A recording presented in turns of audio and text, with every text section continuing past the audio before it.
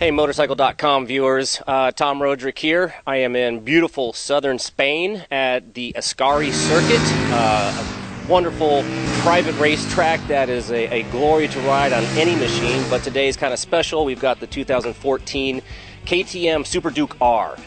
We actually spent yesterday riding all around southern Spain, a lot of mountain roads, a lot of slippery Spanish asphalt out there, but this bike, it comes with a really good electronic suite for 2014, including ABS and traction control, a ride-by-wire throttle setup. According to what KTM told us the other day, one of their biggest growing departments is in the electronics department, and this is showcasing some of that electronic technology. If you're familiar with the Adventure model they just released a few months ago in the United States, the gauge cluster up here is very familiar. Now, of course, it doesn't have the electronic suspension like the Adventure does, but you're going to recognize this if you've seen that bike.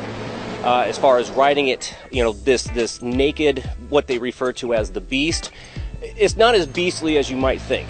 It's tamed down very well. There's a very good connection between the ride-by-wire throttle when you input it up here to what's delivering through, well, the EFI, and then to the rear wheel. There's three modes. You've got you know, a rain, a street, and a track mode. And even in the rain mode, I rode up here in the rain mode today, and you know, like they claim it's about 100 horsepower at the crank, more than enough to go out there and keep up with any quick riding pace. The bike itself, handling wise, I mean, it's an all new chassis, all new everything. You'll notice the single-sided swing arm back here on the rear. Really, it's kind of hard to fault this bike to some degree.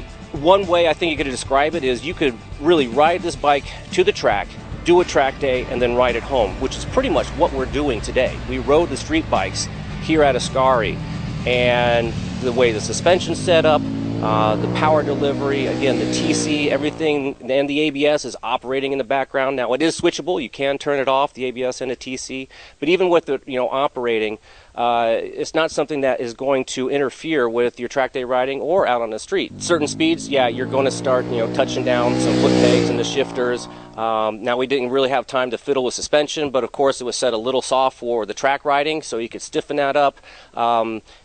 KTM did have a race version of the bike here with different suspension, different foot pegs, and you know, much more set up for going really fast. And you took that thing out, you know, didn't touch down a hard part. You know, it was a pretty sweet machine.